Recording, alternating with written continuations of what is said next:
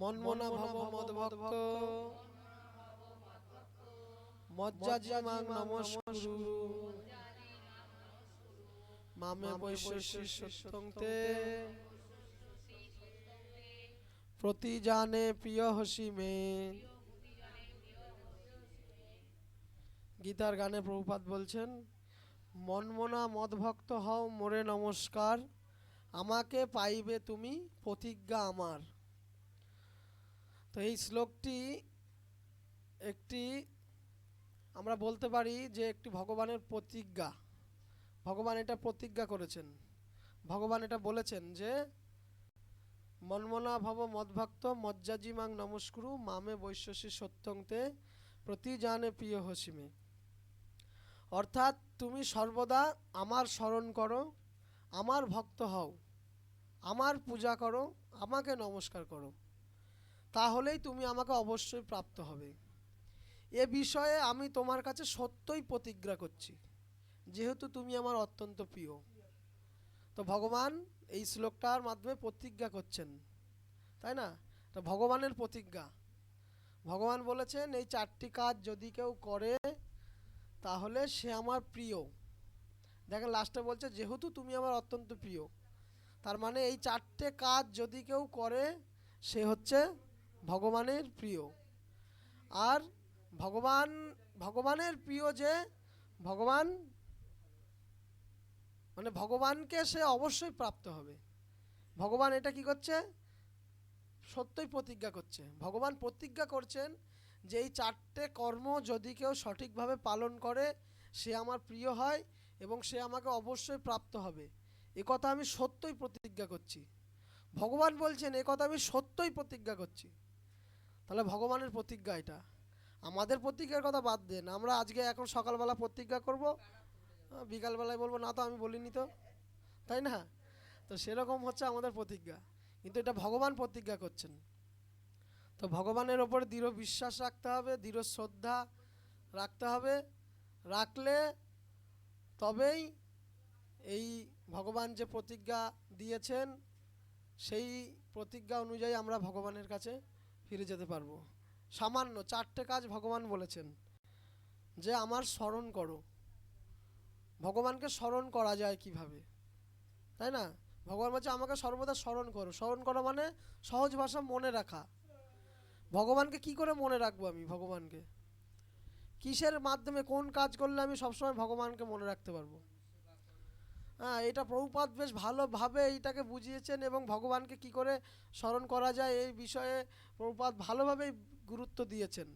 এবং গুরুত্ব দিয়ে প্রভুপাদ যে প্রতিষ্ঠা করেছেন সংঘ, আন্তর্জাতিক কৃষ্ণ ভাবনামিত সংঘ, মানে কৃষ্ণকে কি করে ভাবা যায়, কৃষ্ণকে কি করে চিন্তা করা যায় সেই বিষয়ে এখানে প্রশিক্ষণ দেওয়া হয়।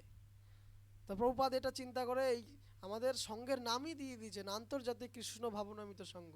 কৃষ্ণকে কি করে ভাবা যায়, কৃষ্ণকে কি করে মনে রাখা যায়। ভগবান এখানে একই কথা বলছে যে আমার স্মরণ করো, মানে ভগবানকে কি করে আমরা মনে রাখবো। তাই ভগবানকে মনে রাখার অত্যন্ত সহজ পন্থা হচ্ছে ভগবানের নাম জপ করা।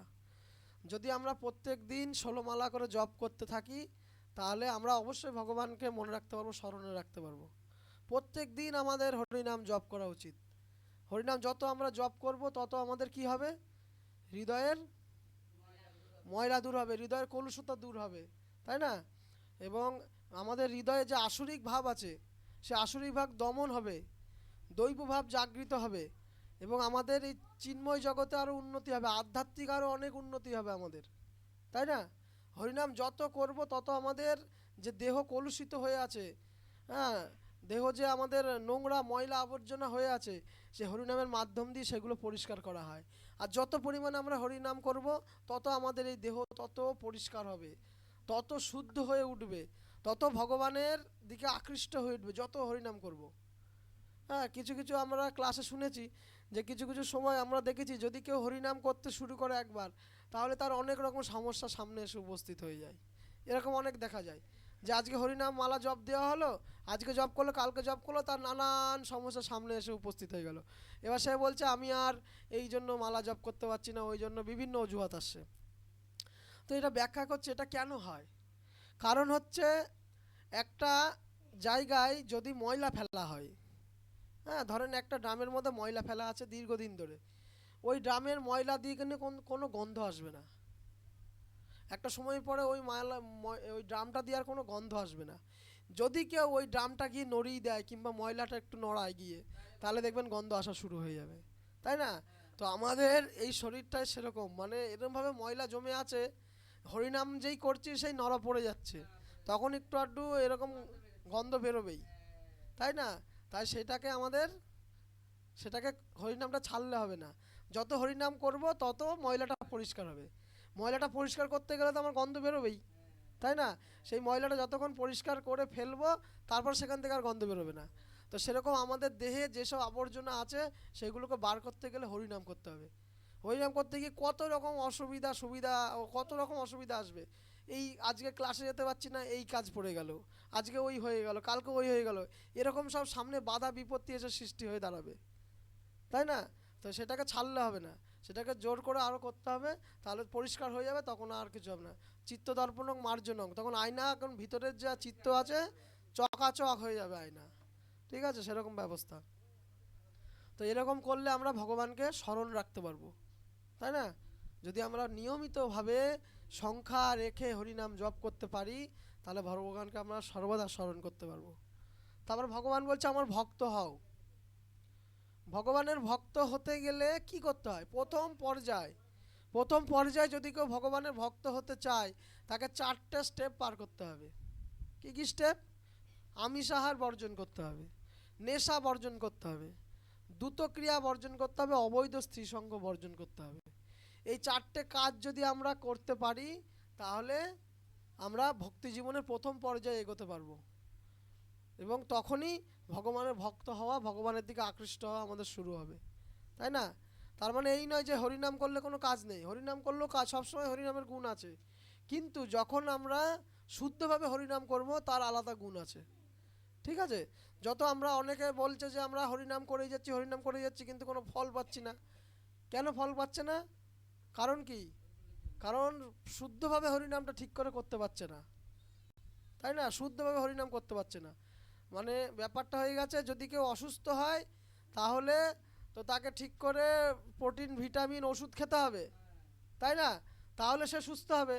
কিন্তু সে যদি অসুস্থ অবস্থায় অসুস্থতা যেটা হয় সেটাও করে, প্লাস আবার ওষুধও খায়, তাহলে কি তার ঠিক হবে? ঠিক হবে না। এখন যদি কেউ ওজন কমাতে চায়, তাহলে কি করবে? তাকে সেইভাবে ঠিক করে ক্যালোরি মেনটেন করে খাবার খেতে হবে, তাই না? আমরা যদি এখন মনে করি আচ্ছা মতো ক্যালোরি, দিনে 5,000 6,000 ক্যালোরি খেয়ে ফেলছি, হ্যাঁ, আবার আমি দৌড়তেও যাচ্ছি, হাঁটতেও যাচ্ছি, তাহলে কি হবে? কোনো কিছুই লাভ হবে না। তাই আমাকে খাওয়াটা কমাতে হবে আর হাঁটাটা বেশি করতে হবে, তাহলে ওজনটা কমবে। সেরকমই সেরকমই হরিনামটা আমাদের ভালো করে করতে হবে, আর এইসব আমাদের এই 4টে পাপ কর্ম ত্যাগ করতে হবে। যখনই আমরা ত্যাগ করতে পারবো, তখনই দেখবেন আমাদের হরিনামের দিকে, হ্যাঁ, আসক্তি আসছে, ভগবানের ভালো লাগছে সব কিছু, ভগবানের মানে আধ্যাত্মিক উন্নতি হচ্ছে, সেরকম ব্যাপার। তারপরে কি হবে? আমার পূজা করো। ভগবানের পূজা করতে বলছেন ভগবান। যত ভগবানের আমরা পূজা করি না কেন, তত ভগবানের সঙ্গে ক্লোজ হওয়া যায়, তত ভগবানের সঙ্গে আকৃষ্ট বেশি হয়। যারা পূজারী তারা বলতে পারবে, যারা ভগবানের পূজা করে, সেবা করে নিত্যভাবে প্রতিদিন, তারা বুঝতে পারবে এই ব্যাপারটা, যে ভগবানের যে যত পূজা করবে ভগবানের কাছে, সে তত ভগবানের কাছে আকৃষ্ট হবে। আজকে ভগবানের পূজা করলো, দেখবে যে আজকে ভগবানের অগুরু নেই, এই ভগবানের আজকে মালা নেই, ঠিক আছে, এটা নেই সেটা নেই, তৎক্ষণাৎ মনে হবে কখন আমি এটা নিয়ে আসি, নিয়ে এসে পুজো করি। ভগবানের দিকে তত আকৃষ্ট হয় যে যত ভগবানের পূজা করতে পারে। তো এটা ভগবানের দিকে আকৃষ্ট হওয়ার একটা পন্থা। আর তারপর সর্বশেষে বলছে যে আমাকে নমস্কার করো, তাই না? তো ভগবানকে প্রত্যেক দিন নমস্কার করতে হবে, সকালবেলা ঘুম থেকে উঠে স্নান দান করে ভগবানকে নমস্কার করা, মঙ্গলাচরণ করা, সন্ধ্যেবেলা যখন যখন পাবো আমরা তখন তখন নমস্কার করতে হয়। প্রতি 3 বছর পর পর পুরুষোত্তম মাস আসে, পুরুষোত্তম মাসে ভগবানকে প্রতিদিন 33 বার নমস্কার করা যায়, নমস্কার করতে হয় প্রত্যেক দিন 33 বার, ঠিক আছে? তো সেরকমভাবে ভগবানকে নমস্কার করতে হবে। যত ভগবানকে নমস্কার করবে তত ভগবানের প্রতি আকৃষ্ট হবে, তাই না? তো এখন এই চারটে যে ধারা আছে, ভগবান বললেন, প্রথমে বললেন আমাকে স্মরণ করো, আমার ভক্ত হও, আমার পূজা করো, আমাকে নমস্কার করো। তো এই চারটে পন্থা ভগবান দিয়েছেন। তো এই পন্থাটাকে আমরা উল্টে নেব। উল্টে আমরা প্রথমে আগে ভগবানকে নমস্কার করা শিখব, নমস্কার করা শিখব, তারপরে ভগবানের পূজা করা শিখব, তারপরে ভগবানের ভক্ত হব, তারপরে ভগবানকে সর্বদা স্মরণ রাখব। তাহলে এই পন্থার মাধ্যম দিয়ে গেলে আমরা ভগবানকে অবশ্যই প্রাপ্ত হব। আর ভগবান এই কথা সত্যই প্রতিজ্ঞা করছেন। আর যখনই আমরা এই চারটে কাজ সম্পূর্ণ করতে পারবো, তখনই আমরা ভগবানের প্রিয় হয়ে উঠব। বোঝা গেল? ভগবান কিন্তু কোনো কিছুর মধ্যে থাকেন না। ভগবান সব কিছুর মধ্যে আছে, কিন্তু কোনো কিছুর মধ্যে নেই। হ্যাঁ, ভগবান বলছে আমি চতুর্বর্ণ আমি সৃষ্টি করেছি, চারটে বর্ণে, কিন্তু ওই কোনো বর্ণের মধ্যে আমি নেই, তাই না? ভগবান তিনটে গুণ সৃষ্টি করেছে, 17তম, কোনো গুণের মধ্যে ভগবান নেই। ভগবান সম্পূর্ণ বিশ্ব ব্রহ্মাণ্ড সৃষ্টি করেছে। হ্যাঁ, ভগবান বলছে আমি সব কিছুর মধ্যে আছি, আবার বলছে আমি কোনো কিছুর মধ্যে নেই, তাই না? ভগবান বলছে আমি সবার জন্য সমান, কাউকে আমি স্পেশালভাবে দেখি না, সবাই জন্য সমান, আমি সবাইকে সমানভাবে দেখি, ঠিক আছে, সবাইকে সমান, ঠিক আছে। কিন্তু আবার পরের শ্লোকে বলছে কি ভক্তরা আমার অত্যন্ত প্রিয়, তাই না? একদিকে ভগবান সবাইকে সমানভাবে দেখেন, কাউরির জন্য বেশি দিলাম ওকে কম দিলাম ওরকম নয়। যে যেরকম কর্ম করবে পাই টু পাই সেরকম ফল ভগবান তাকে দেবেন। কিন্তু ভগবান আবার এটাও বলছে যে ভগবান বলছে আমার ভক্তরা আমার অত্যন্ত প্রিয়, তাই না? ভগবানের যারা ভক্ত হতে পারলে ভগবানের প্রিয় হতে পারবে। আর ভগবানের প্রিয় হলে কি হবে? আমাদের এই দেহ নষ্ট হওয়ার পরে, মৃত্যু হওয়ার পরে আমরা সরাসরি ভগবানের কাছে পৌঁছে যেতে পারবো, তাই না? ভগবানের নিত্য গোলক বৃন্দাবনে আমরা পৌঁছে যেতে পারবো, তাই না? ভগবানের কাছে পৌঁছে যেতে পারবো, সেখানে দিব্য শরীর লাভ করে ভগবানের সান্নিধ্য লাভ করে সেখানে নিত্য আনন্দে চিরকালের জন্য সেখানে ভগবানের কাছে থাকতে পারবো।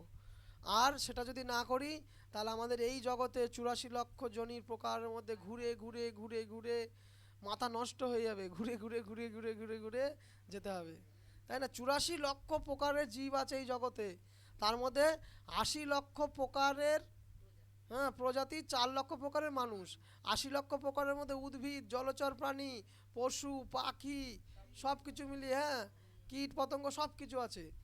তো এতগুলো জন্ম আমরা পার করে করে পার করে করে পার করে করে তারপরে গিয়ে আমরা মানুষ জীবন পাবো, ঠিক আছে? হ্যাঁ, আগের দিন আমরা বলছিলাম না, আগের দিন আমরা শ্লোকে আলোচনা করছিলাম যে মানুষ কিভাবে, পশুরা কিভাবে দেহ পাল্টায়, জৈব বিবর্তনের মাধ্যমে দেহ পাল্টায়। আজকে সে একটা গাছ আছে কিংবা একটা পশু আছে, পরের জন্য মানুষ হয়ে যাবে ওরকম না। আজকে এই গাছ আছে, যদি কোনো গাছ জন্মে থাকে, তো এইভাবে গাছ জন্মে থাকতে থাকতে থাকতে আজকে এই গাছ, কালকে আম জাম কাঁঠাল এটা ওটা করতে করতে যেদিন তুলসী গাছ হবে সেদিন গাছ জন্ম থেকে উদ্ধার পাবে। বোঝা গেল? তো এরকমভাবে প্রত্যেকটা এরকম ঘুরে ঘুরে ঘুরে ঘুরে ঘুরে ঘুরে ঘুরে ঘুরে অনেক প্রকার ভোগ ঘুরতে হবে। তাহলে লাস্টে যখন পশু আসে, পশু এই পশু সেই পশু ওই পশু সেই 20 লক্ষ প্রকার সব পশু ঘুরে ঘুরে ঘুরে ঘুরে তারপরে লাস্টে যখন গরু হবে তখন গিয়ে পশু জন্ম থেকে উদ্ধার পাবে, তাই না? হ্যাঁ হ্যাঁ, মানুষ জন্ম উদ্ধার পাবে, ওটাই তো আলোচনা আজকে, ওটাই তো ক্লাস, এতদিন ধরে ওইটাই তো বোঝানো হচ্ছে।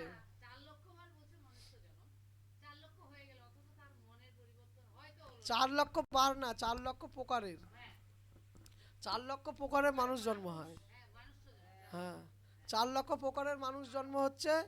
তো সেখানে এবার দেখা গেল কাউরির 6টা হাত 6টা আঙুল, কাউরির একটা চোখ নেই, এরকম ধরনের 4 লক্ষ প্রকারভেদের মানুষ হচ্ছে, ঠিক আছে? তো যে যেরকম কর্ম অনুযায়ী সেরম সেরম দেহ পাচ্ছে। কিন্তু আমরা কিন্তু খুবই ভাগ্যবান যে আমাদের সম্পূর্ণ সব ঠিকঠাক, সম্পূর্ণ হাত পা চলাচল করছে, বুঝতে পারছি, দেখতে পাচ্ছি, সব কিছু করতে পারছি।